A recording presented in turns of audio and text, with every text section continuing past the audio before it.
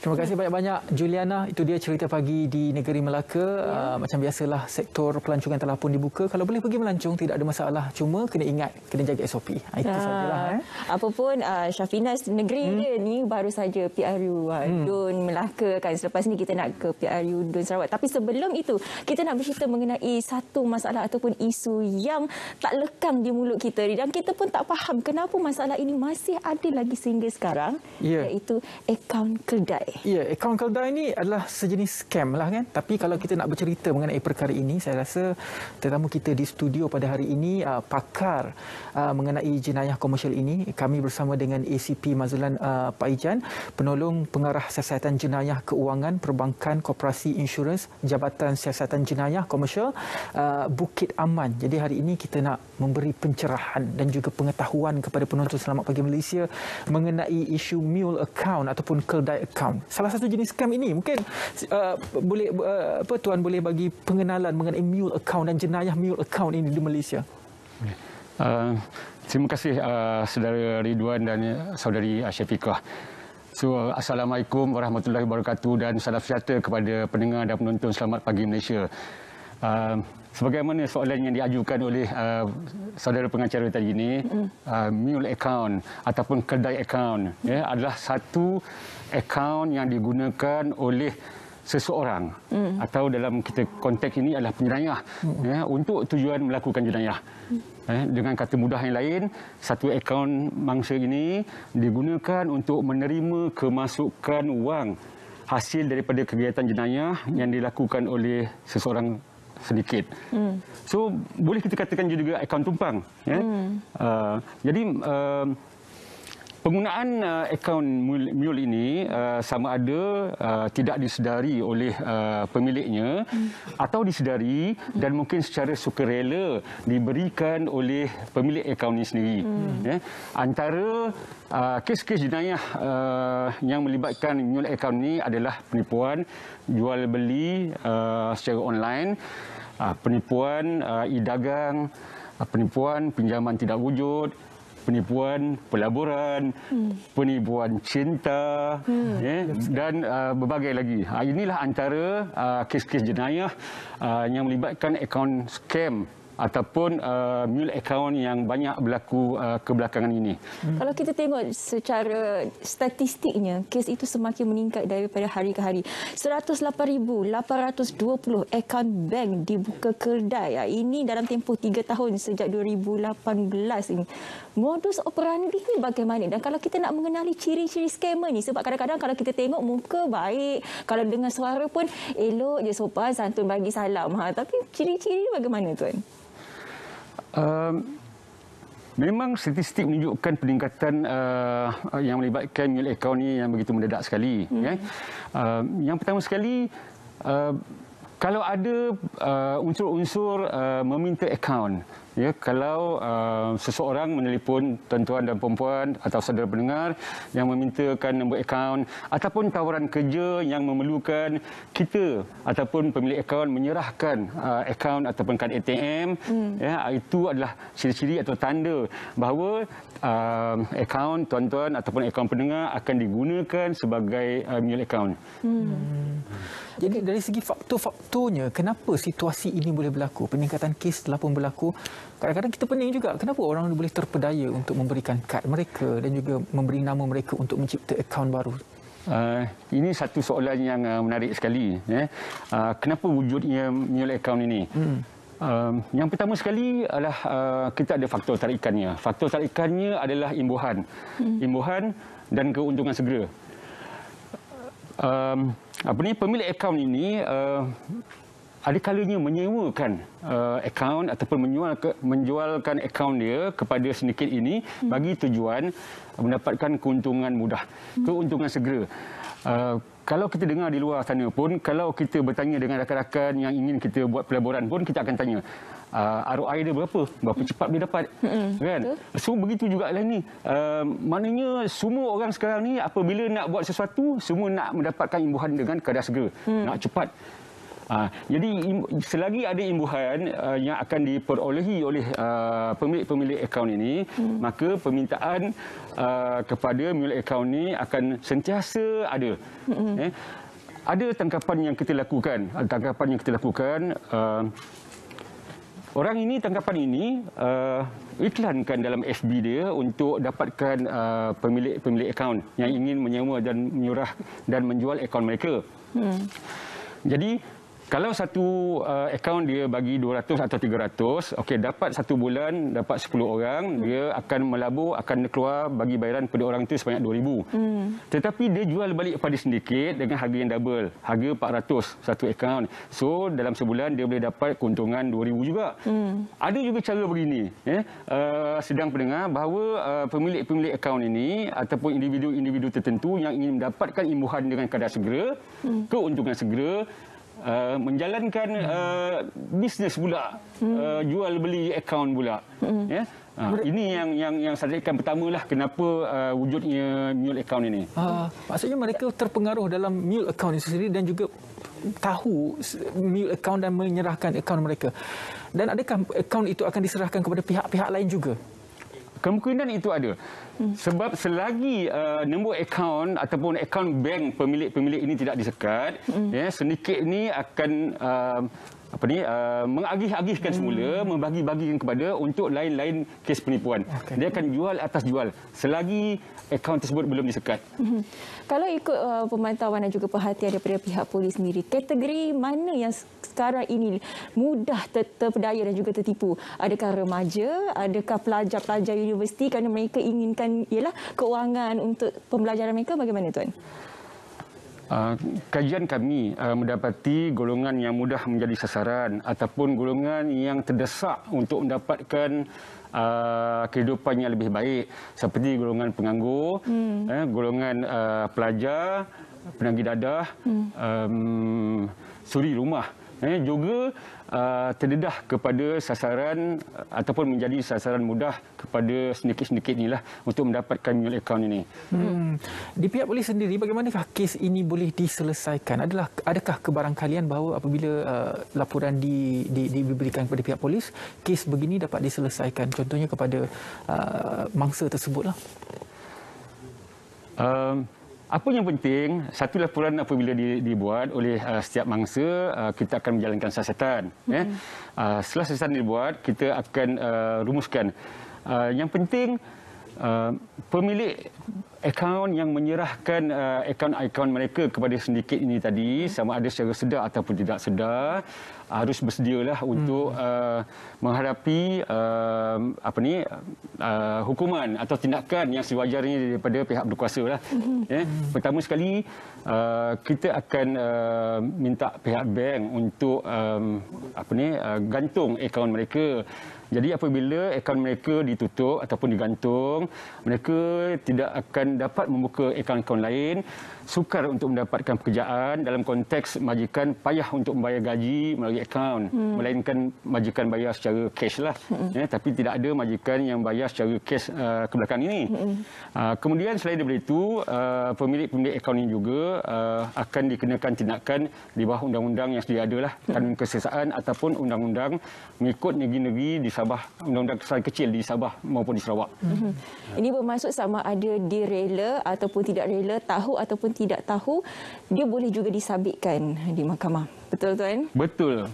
Okey, jadi maksudnya kalau saya tak tahu apa-apa, tapi kalau dapat surat mahkamah tu nak macam mana, polis panggil, terpaksalah. Itulah akibat dia. Jadi kena berhati-hati sebelum anda memberikan nombor-nombor akaun anda ataupun kad pengenalan. Tapi ada juga yang mengatakan maklumat-maklumat itu bocor daripada pihak bank. Kenyataan ini bagaimana Tuan? Saya tidak melihat maklumat-maklumat itu bocor.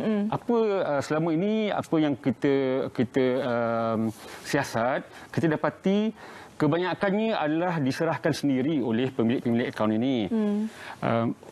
Tadi saya dah sebut, serahan sendiri oleh pemilik akaun ini sama ada untuk mendapatkan keuntungan yang mudah.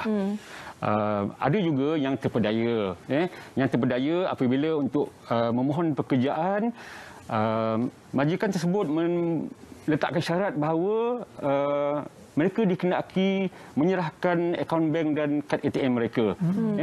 Ini sesuatu yang tidak logik, saudara pendengar, bahawa apabila kita nak mohon pekerjaan, mendapatkan pekerjaan, kita terpaksa menyerahkan akaun dan kad ATM kita. Jadi jangan mudah percayalah, orang kata. Jangan mudah percaya kepada tawaran yang mudah, yang hasil yang lumayan, untuk mendapatkan bahagia sehari, derita bertahun. Jadi apakah tindakan dan juga hukuman kepada penjenayah yang jika disabitkan kesalahan ini? Kesalahan ini, hukuman-hukuman dia mengikut section-section yang dikenakan lah, yang dipertuduhkan kepada mangsa-mangsa. Sekiranya pertuduhan itu lebih ringan, contohnya di bawah seksyen 291 Akta Kesalahan Kecil, dia denda sahaja. Tapi kalau di bawah Ordinan Kesalahan Kecil Negeri Sarawak, dia penjara tidak lebih 3 tahun dan denda. Jadi ada perbezaan sedikitlah di segi undang-undang mengikut Semenanjung dan di Sabah dan Sarawak. Tapi kalau biasanya kalau di Semenanjung ini denda dan ataupun penjara lah kepada mereka. Okey, macam mana kita nak tahu dan kita nak sedar bahawa kita dah jadi mangsa kepada akaun kedai ni, tuan? Soalan yang menarik juga, bagaimana kita boleh tahu? Pertama sekali, pernah tak kita tanya diri kita, kita pernah serahkan akaun dan kad ATM kita kepada orang lain? Yang kedua, kita hasil daripada penyerahan itu kita dapat imbuhan ataupun tidak? Kalaulah dua kategori ini kita bertanya pada diri kita, kita kata ya, maknanya saudara pendengar tergolong ataupun jatuh dalam kategori kedai akaun ataupun milik akaun. Dengan tujuan berlakunya satu kesalahan jenayah itu. Kalau kita serah tak berlaku kesalahan jenayah itu, kita taklah panggil dia akaun mule, dan kita pun tak adalah kata nak pertuduhkan dia. Tetapi kalau dua kategori tadi saya sebut, dua perkara tadi saya sebut, kemudian akaun itu digunakan untuk tujuan kesalahan jenayah, maka itu adalah mule akaun, dan pemilik akaun harus bersedialah menghadapi tindakan yang sewajarnya daripada pihak berkuasa. Kita masuk sikit mengenai Macau Scam, sebab Macau Scam ni antara yang orang kata terkenal jugalah selain daripada Love Scam itu. Kalau kita boleh lihat di media-media sosial, ramai yang menunjukkan segala transaksi menggunakan cash. Cash tu masuk dalam plastik bag. Macam mana modus operandi Macau Scam ini sebenarnya, supaya mereka di luar sana tak terjerat dengan Macau Scam, terutama sekali apabila ada pelabur-pelabur yang menawarkan diri, awak nak buka perniagaan, saya bagi awak RM50,000 sebagai modal permulaan. Tapi kita tak tahu pucuk pangkal daripada mana datang duit itu. Kita kena selidik. Yang penting kita kena selidik latar belakang orang yang hendak funder kita, hendak membantu kita. Takkan orang yang baru kita kenal tiba-tiba sudi nak membantu kita, nak menaja kita, ataupun sudi nak bagi RM50,000. Kalau keyakinan dia RM10,000 ataupun RM50,000 dia boleh bagi kepada kita, mesti ada sesuatu. Kita kena sentiasa berwaspadalah. Maknanya kalaulah seseorang terlalu baik dengan kita, biasanya kita akan kata mesti ada udang di sebelah batu. Mesti ada sesuatu yang dikenaki daripada kita. Betul. So justru itulah kita harus sentiasa berwaspadalah dan sentiasa selidik latar belakang dengan siapa kita berurusan. Itu kalau kita tengok transaksi itu banyak cash tu, kita risau juga dicuci duit kat situ. Tapi orang kena faham lah. Kita tentang soal cuci duit. Apabila wujudnya mule account itu, kalau dalam transaksi itu tidak berlaku transaksi, mungkin tidak boleh disebutkan kesalahan pemilik akaun. Tetapi dalam kes-kes di Malaysia, sejauh manakah keseriusan mule account ini yang melibatkan macam cuci duit tadi, money laundering dan sebagainya, yang menggunakan mule account ini?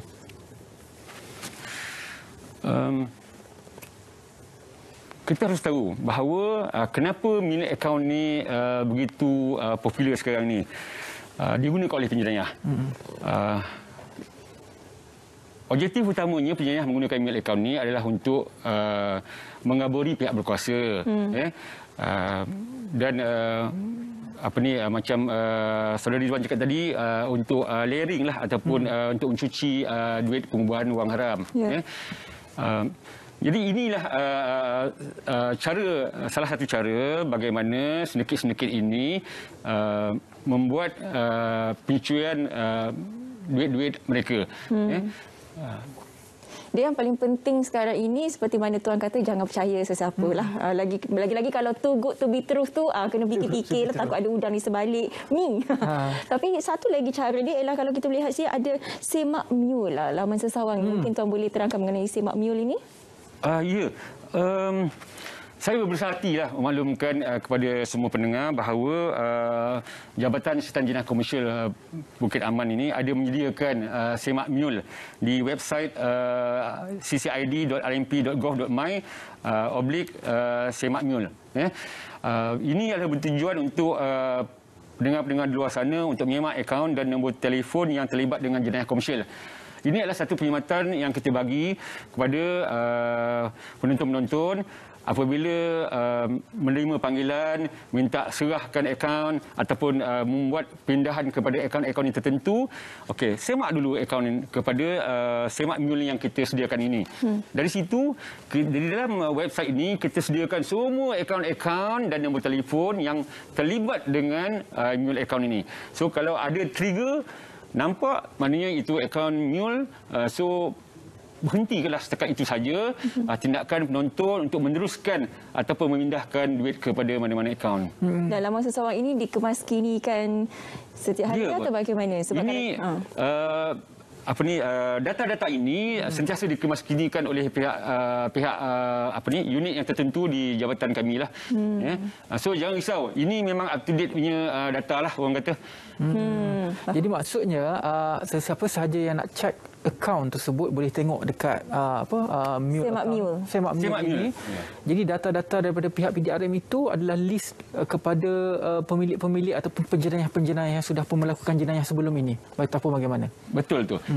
Data itu memang data yang terlibat dengan mule account yang kita terima daripada laporan yang dibuat oleh mangsa-mangsa. Kita ambil data-data ni semua, kita susun, kita kemaskinilah dalam akaun tersebutlah. Tapi dalam kes ini pemilik kepada akaun tersebut boleh ditrace oleh pihak polis ataupun tidak? Maksudnya sudah ditrace ataupun bagaimana? Ini memang data-data itu data yang kita telah ambil tindakan pun kepada pemilik-pemiliknya. Sebagaimana yang saya cakap tadi, laporan yang kita terima, dia masuk akaun, dia masuk duit dalam akaun ini, akaun sekian. So kita memang kena pasti itu adalah mule account. So akaun-akaun itu kita ambil, kita masukkan dalam kita punya daftar untuk semak mule ini. Anda kata kalau kes itu belum lagi diselesaikan oleh pihak polis, kalau kita type dekat carian tu pun anda kata ada orang mencari nombor akaun tu, kena hati-hati jugalah ya Tuan. Ya. Betul tu. Sebab saya dah buka. Saya buka tak ada dalam siasatan tu, tapi ada orang mencari nombor akaun tu. Kalau memang kita tengok berapa kali carian terhadap satu nombor itu, maknanya waspada. Something wrong somewhere. Itu memang something wrong sebab setiap orang mencari nombor tu. Betul. Kan? Jadi itu ada something wrong jugalah yang perlu kita trigger, kita waspada. Kenapa masyarakat mencari nombor itu? Maksudnya itu dia antara beberapa kesedaran yang perlu juga kita tahulah. Sedikit nasihat daripada Tuan kepada orang ramai dan juga penonton Selamat Pagi Malaysia mengenai mule account. Saya mengambil kesempatan di sinilah untuk menasihatkan masyarakat di luar sana supaya menjaga akaun bank dan kad ATM masing-masing sebagaimana menjaga diri sendiri. Sebagaimana menjaga nyawa kita sendirilah. Sebab macam mana saya kata tadi, bahagia sehari dari 100 tahun. Sebab apabila tuan-tuan terlibat dengan mule account ini dan dipertuduhkan, jadi banyak masalah yang akan dihadapi oleh pendengar-pendengar di luar sana. So yang penting, jangan sesekali menyerahkan akaun ataupun kad ATM tuan-tuan dan puan-puan kepada siapa-siapa juga. Yang kedua, jangan berkongsi apa juga maklumat akaun ataupun kad ATM bersama dengan orang lain. Yang ketiga, jangan bantu Ya, walaupun kawan-kawan kita ni juga dia kata minta tolonglah serah bantu aku masukkan duit dalam akaun dia. Ya, jadi jangan bantu. Ya, bukan kita tidak prihatin, tidak simpati, tapi kita kena fikir diri kita dahulu. Betul. Ya, and then yang terakhir sekali, jangan mudah percayalah. Jangan sesekali mudah percaya dengan siapa-siapa juga. Kebelakangan ini percayalah pada diri kita sahaja. Betul. Itu saja. Percayalah pada diri kita sahaja. Pernah dapat mesej bersukan cinta? Kenapa minta duit ni? Tak. Tak ada lagi Ridwan. Walaupun kita nak berhusnuzon tapi ada dia punya level husnuzon. Baiklah, terima kasih banyak-banyak kepada ACP Mazlan Faijan, penolong pengarah siasatan jenayah keuangan, perbankan, koperasi insurans, Jabatan Siasatan Jenayah Komersial Bukit Aman. Jadi memberi pencerahan kepada kita mengenai akaun keldai. Jadi apa yang anda perlu tahu. Baiklah, kita akan ke Met Malaysia untuk melihat tinjauan cuaca Malaysia hari ini. Kita nak bersama dengan rakan kita Syazwani Yahya. Silakan Wani.